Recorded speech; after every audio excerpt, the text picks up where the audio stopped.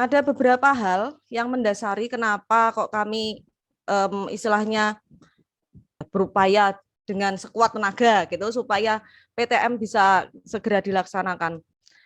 PJJ atau pembelajaran jarak jauh ini ternyata memiliki apa ya istilahnya ya ada banyak hal efeknya dampaknya siswa bosan jenuh kemudian mereka menjadi kurang disiplin kemudian kemampuan bersosialisasi juga menurun dan yang jelas mereka menjadi kurang memahami pelajaran ini yang sering dikeluhkan oleh anak-anak itu sebabnya begitu ini ada wacana diizinkan untuk PTM, kami berusaha untuk bisa mempersiapkan segalanya dengan baik karena untuk bisa melakukan PTM ini memang harus mendapatkan izin dari berbagai pihak, dari Dinas Pendidikan Provinsi, kemudian dari Dinas Kesehatan Kota maupun dari Satgas Kecamatan. Nah, harapan kami pembelajaran tatap muka ini bisa segera dilaksanakan meskipun skalanya masih terbatas.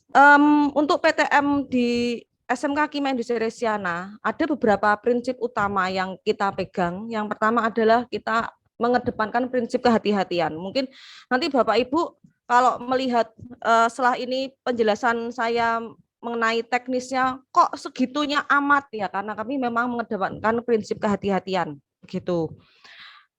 Kenapa kami mengedepankan prinsip kehati-hatian? Karena prioritas kesehatan dan keselamatan siswa-siswi serta guru karyawan ini menjadi prioritas kami. Itu sebabnya memang kami sangat berhati-hati, kemudian prokes ini sangat kami jalankan segala macam.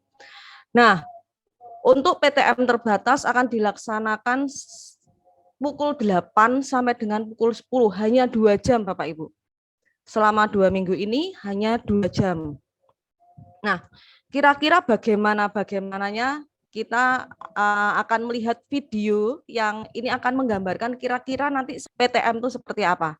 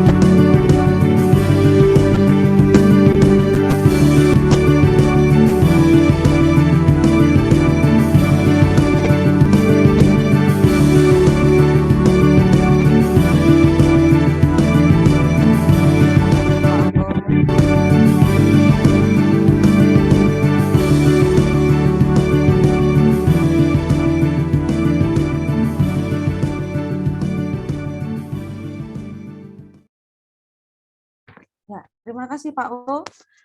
Bapak Ibu, tadi adalah gambaran mengenai nanti yang akan dialami oleh anak-anak selama PTM. Kita awali dengan simulasi PTM dulu. Jadi sebelum nanti kita sampai pada PTM terbatas, kita harus melalui tahapan simulasi PTM selama 2 minggu. Nah, ini yang hari ini malam ini akan kita bahas bersama, akan kita persiapkan bersama, gitu.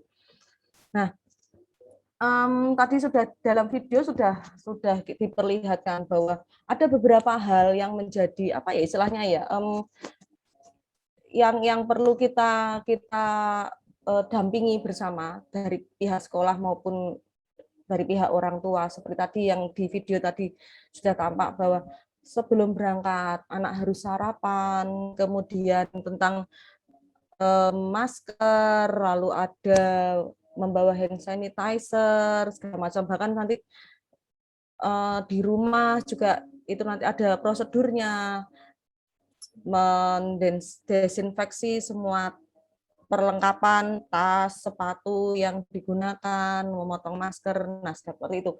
Itu tahapan yang memang harus dilalui anak-anak. Bahkan mereka nanti juga harian akan melaporkan ke pihak Satgas sekolah, karena itu nanti juga pihak Satgas sekolah setiap hari juga harus lapor gitu ke Satgas juga gitu. Jadi memang ini di simulasi ini kami mohon pengertian dari Bapak Ibu sekalian untuk mendampingi putra-putrinya. Nah, mengenai itu nanti sebenarnya bagaimana sih real teknisnya seperti apa, akan saya lanjutkan slide PowerPoint kita tadi. Tadi saya sampaikan bahwa kita memang mengedepankan prinsip kehati-hatian karena prioritas kesehatan dan keselamatan ini menjadi prioritas kami, prioritas kita bersama. Kemudian PTM dilaksanakan pukul 8 sampai dengan pukul 10. Nah, apa saja yang perlu kita perhatikan? Ada 3 hal. Yang pertama, prokes. Prokes ini sangat-sangat kita jalankan. Dari pihak sekolah, kami mengawal dengan ketat prokes ini. Kami juga mohon supaya orang tua di rumah juga mengawal prokes bagi putra-putrinya.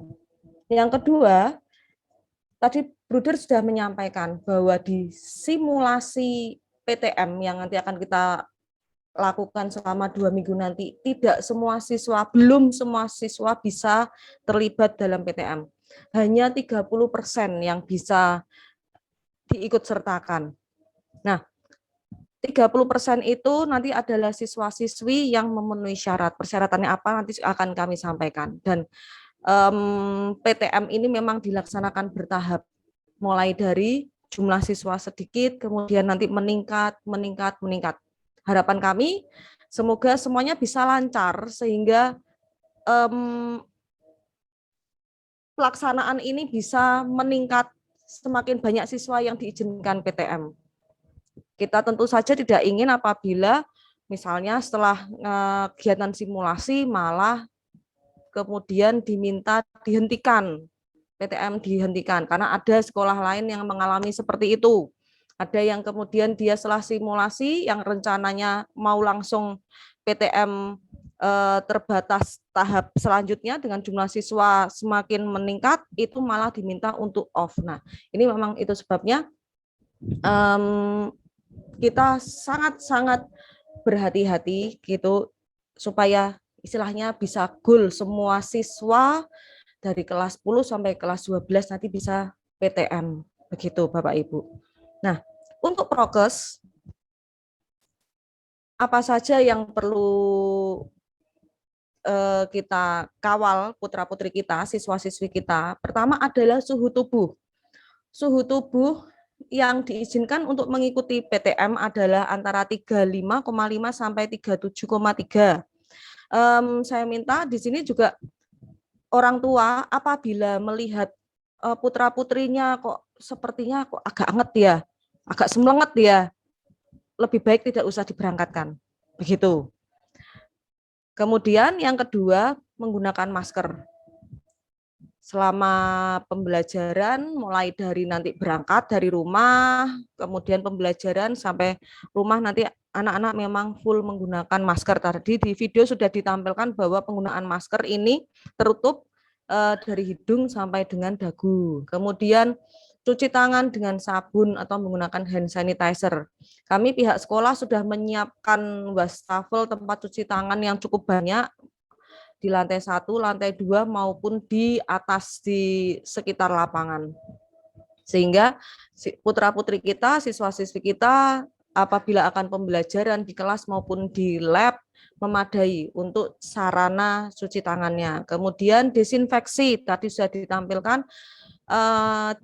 Desinfeksi ini kami berlakukan tidak hanya pada saat ada siswa. Saat ini pun pada saat masih PJJ setiap hari sekolah di rutin didesinfeksi.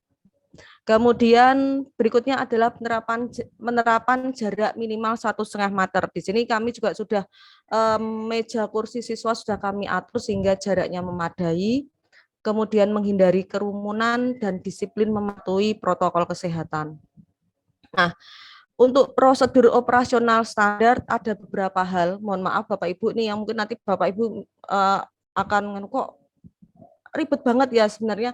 Mungkin di awal kita akan merasa ribet, tapi apabila kita jalani ya oke-oke saja. Apalagi ini semua demi putra-putri kita supaya mereka bisa berangkat ke sekolah, bisa mengalami serunya pembelajaran di sekolah gitu. Sebelum berangkat, ini yang poin yang di-highlight adalah sarapan. Seringkali memang putra-putri kita itu males sarapan. Di sini memang diminta supaya putra-putri kita sarapan dulu sebelum berangkat. Lalu sebelum berangkat ke sekolah diminta untuk memastikan diri dalam kondisi sehat. Di sini memang saya mohon bantuan dari Bapak Ibu sekalian karena ini posisi anak di rumah supaya bisa memantau kondisi kesehatan putra-putrinya. Tadi yang sudah saya katakan apabila anak-anak kita kayaknya kok kurang fit, lebih baik pembelajarannya dari rumah gitu. Tidak perlu dipaksakan untuk berangkat ke sekolah, pembelajaran dari rumah tidak apa-apa. Kemudian menggunakan masker yang menutupi hidung, mulut sampai ke dagu, membawa hand sanitizer. Kami minta masing-masing siswa membawa hand sanitizer sendiri meskipun kami menyiapkan cukup banyak hand sanitizer, semua ruang ada, semua ruang, semua lab ada hand sanitizer.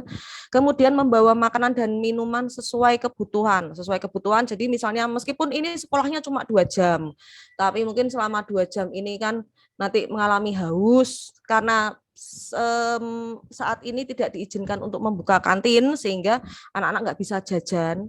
Sehingga kami minta supaya anak-anak membawa bekal entah itu makanan maupun air minum itu yang kira-kira bisa dikonsumsi sendiri. Dan ini nggak boleh saling minta gitu. Lalu membawa alat belajar pribadi tidak diizinkan untuk saling meminjam. Gitu. Ini yang perlu dipersiapkan. Jadi yang perlu dipersiapkan dari rumah adalah pertama harus sarapan, kemudian pastikan dirinya sehat, menyiapkan masker dan masker ini tidak yang ada yang dipakai dan ada yang membawa cadangan gitu. Dimasukkan ke dalam tas, tadi sudah di video ditampilkan bahwa membawa masker cadangan, bawa hand sanitizer, bawa bekal, bawa alat belajar pribadi. Kemudian hal lain selanjutnya adalah setelah anak-anak ini mempersiapkan untuk berangkat, mereka kemudian berangkat ke sekolah. Nah, di sini SOP-nya itu antara perjalanan berangkat maupun pulang sama, yaitu masker tetap dipakai. Kemudian hindari menyentuh permukaan benda-benda. Nggak ngucek-ngucek mata, hidung, mulut gitu ya. Dan menerapkan etika batuk bersin setiap waktu. Lalu apabila turun dari kendaraan, membersihkan tangan, cuci tangan. Lalu untuk perjalanan di sini memang yang dihimbau menggunakan kendaraan pribadi, baik itu naik motor sendiri atau diantar, dan atau menggunakan ojek online, begitu. Lalu sebelum masuk kelas, di sini anak-anak nanti pada saat sebelum memasuki kelas itu ada pemeriksaan singkat gitu dari pihak sekolah. Di sini terutama di suhu tubuh. Nah, itu sebabnya kami mohon orang tua yang mengantar, tolong jangan langsung ditinggal, ditunggu sebentar karena itu nanti cek suhunya dekat dengan gerbang. Jadi supaya nanti orang tua seandainya ternyata anaknya kedapatan wah kok suhunya agak tinggi ya, kemudian diminta pulang, itu nanti istilahnya anaknya nggak kapiran gitu. Lalu sebelum masuk kelas juga wajib cuci tangan pakai sabun. Selama kegiatan belajar mengajar tetap menggunakan masker, jaga jarak, dilarang pinjam-minjam peralatan, tidak berbagi makanan, minuman, dan apabila misalnya ada yang merasa kurang sehat, ini diminta untuk langsung lapor ke guru dan beristirahat di ruang isolasi. Kami sudah menyiapkan ruang isolasi, ada UKS, ada ruang isolasi. Kami sudah siapkan ini. Harapan kami adalah semua siswa sehat, tapi kami tetap menyiapkan ruang-ruang tersebut gitu. Tapi harapan kami adalah semua siswa yang berangkat pembelajaran tatap muka adalah sehat. Kemudian selesai kegiatan belajar mengajar, ini tadi pulang selesai entah dari kelas maupun dari lab, mereka pulang, ini tetap menggunakan masker, sebelum pulang, sebelum keluar diminta untuk cuci tangan, dan di sini keluar ruangan anak-anak diminta satu persatu. Ya, ini memang kita minta anak-anak sedikit menahan diri. Mereka habis lama tidak bertemu teman-temannya pasti pengen ngobrol. Nah, ini kan merupakan salah satu celah kerumunan, sehingga memang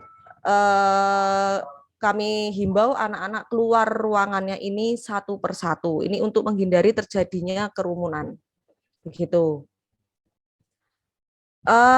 Kemudian perjalanan pulang dari sekolah ini sama dengan yang tadi selama perjalanan. Setelah sampai di rumah, tadi dalam video sudah ditampilkan bahwa siswa-siswi harus melakukan desinfeksi terhadap barang-barang yang dibawa ke sekolah, baik itu tas, sepatu, jaket, dan lainnya. Kemudian juga siswa-siswi kami nanti membagikan Google Form yang diisi harian, sampai rumah diminta untuk langsung melaporkan diri melalui Google Form tersebut dan mengirimkan Sherlock ke nomor Satgas Sekolah yaitu 0895 2727 3355. Nanti nomor ini juga akan di-share ke siswa-siswi yang berangkat di simulasi PTM. Gitu. Kemudian sampai di rumah seperti yang tadi sudah ditampilkan di video, wajib untuk cuci tangan, kemudian mereka juga membersihkan diri dengan mandi, mengganti pakaian. Lalu apabila pulang dari sekolah, ternyata kok merasa badannya nggak nyaman atau pusing atau kemudian kok tiba-tiba jadi sakit, kami minta untuk melaporkan ke sekolah.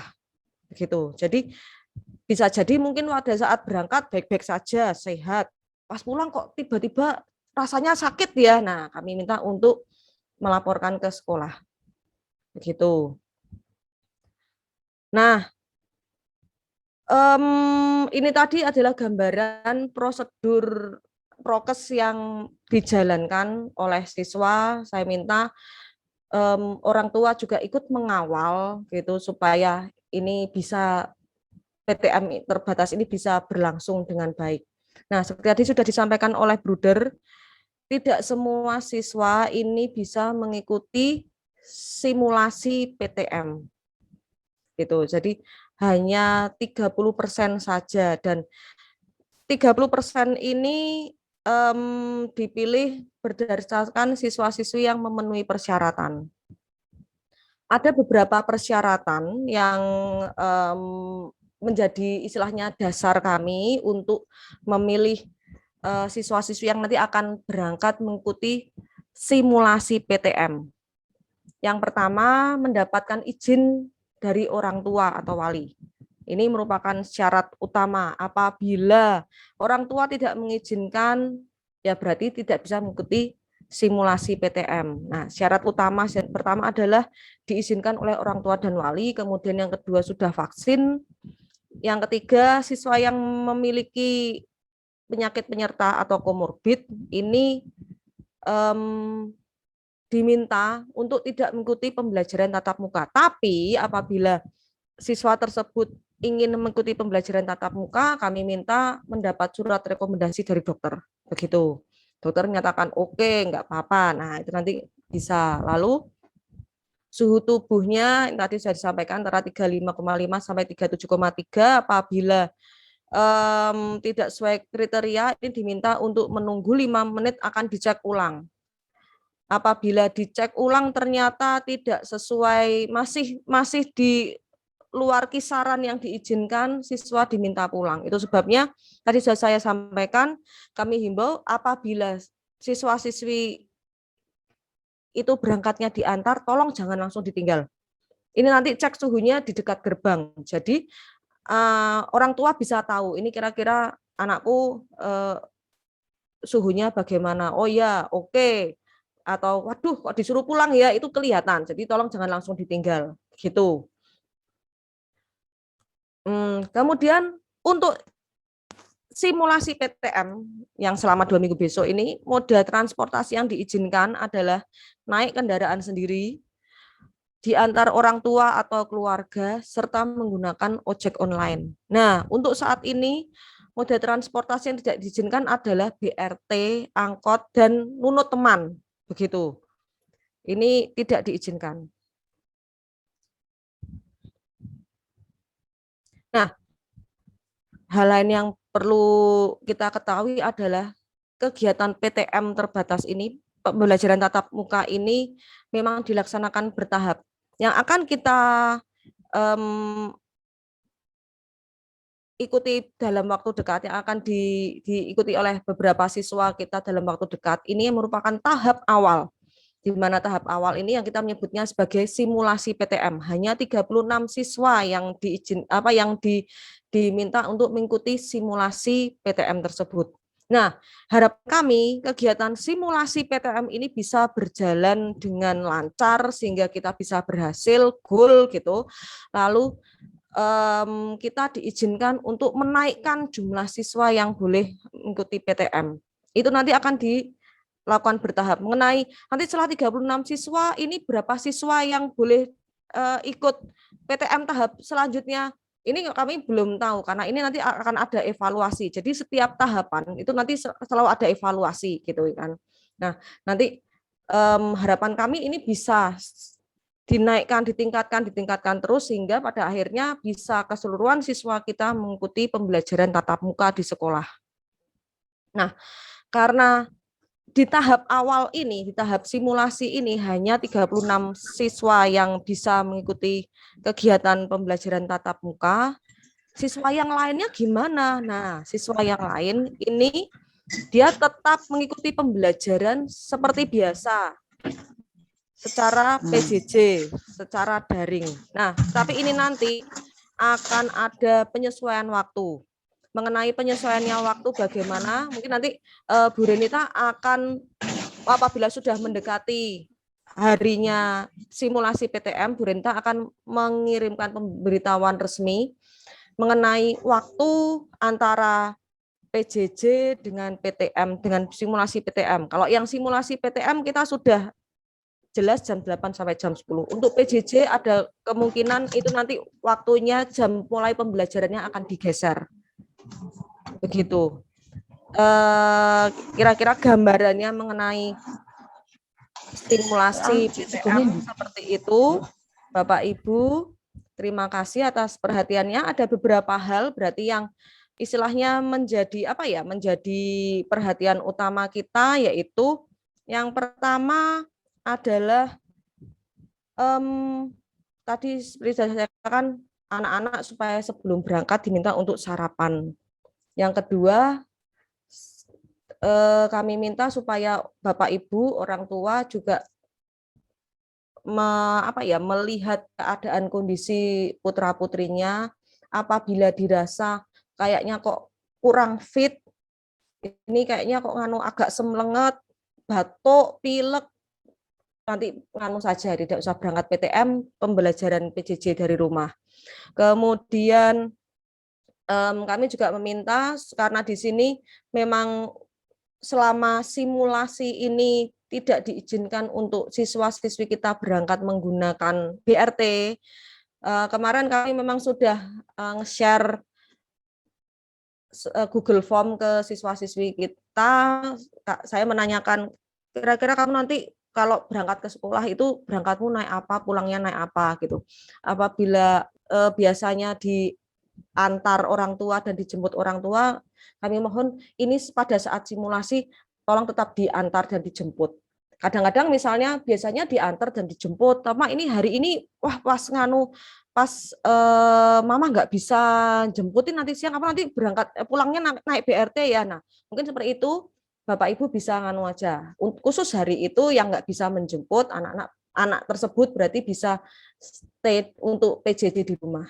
Tapi kami mohon tetap ada pemberitahuan ke pihak sekolah gitu ya. Apabila misalnya tadi kok enggak berangkat karena badannya kurang fit atau kok enggak berangkat karena tidak ada yang mengantar ini harus naik BRT. Nah, itu mohon tetap memberitahu ke pihak sekolah. Kemudian selain itu juga yang perlu menjadi perhatian adalah sampai rumah tolong putra-putri kita diingatkan untuk melaporkan diri bahwa sudah sampai rumah melalui Google Form.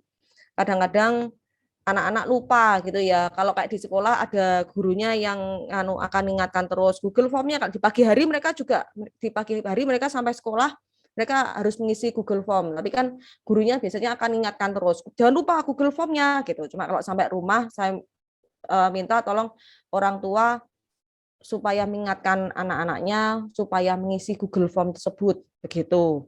Untuk waktu tadi tanggal pastinya kami belum tahu, tapi yang jelas itu selama 2 minggu dan selama 2 minggu itu hanya berlangsung 2 jam yaitu pukul 8 sampai dengan pukul 10. Terkait dengan Bu, kenapa waktunya hanya sebentar gitu, nggih. Kami mohon maaf sekali karena itu sudah menjadi aturan dari dinas untuk proses simulasi memang hanya diizinkan 2 jam pembelajaran. Selamat malam Bu, saya Ya. Salwa. Oh iya, gimana Ya. Bu? Untuk kriteria pilihannya itu gimana ya Bu bisa masuk? Kriterianya adalah ini, ada beberapa hal. Kriteria anak-anak yang kami pilih untuk bisa mengikuti simulasi PTM, yaitu diizinkan oleh orang tua. Nah, kami dari pihak sekolah sudah mengirimkan Bu Renita waktu itu sudah meminta anak-anak untuk orang tua menandatangani surat Oh iya. ya, mengizinkan dan tidak mengizinkan itu kan ya ada, itu sebagai dasar kami diizinkan oleh orang tua dan wali itu dasarnya adalah orang tua yang mengirimkan surat mengizinkan di atas materai berarti ini jadi dasar kami. Anak tersebut diizinkan oleh orang tua. Itu yang syarat pertama. Kemudian syarat kedua sudah vaksin. Kami memang selalu memantau siswa-siswi kita yang sudah vaksin. Kita kemarin sudah bekerja sama dengan Puskesmas mengadakan kegiatan vaksinasi untuk siswa-siswi SMK Kimia Industri Resiana. Selain itu juga ada beberapa siswa yang mengikuti vaksinasi secara mandiri gitu. Kemudian syarat yang ketiga tidak menderita penyakit bawaan atau komorbid gitu.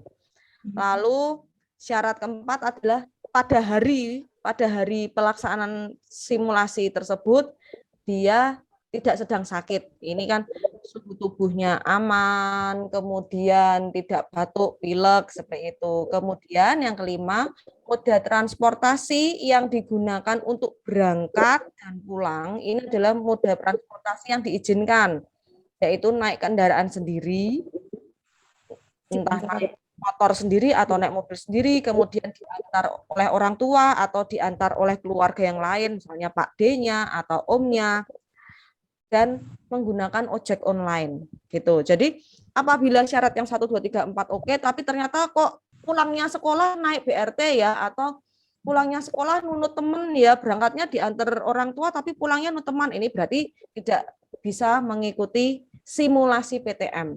Ini yang kami bahas Ibu masih yang skup simulasi ya, yang 30 anak itu saja gitu.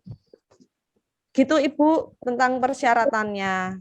Ya berarti kalau seandainya anak saya Salwa pagi diantar, ya, pulang jam 10 pakai Gojek itu enggak apa-apa ya, Bu ya? Boleh, iya bisa.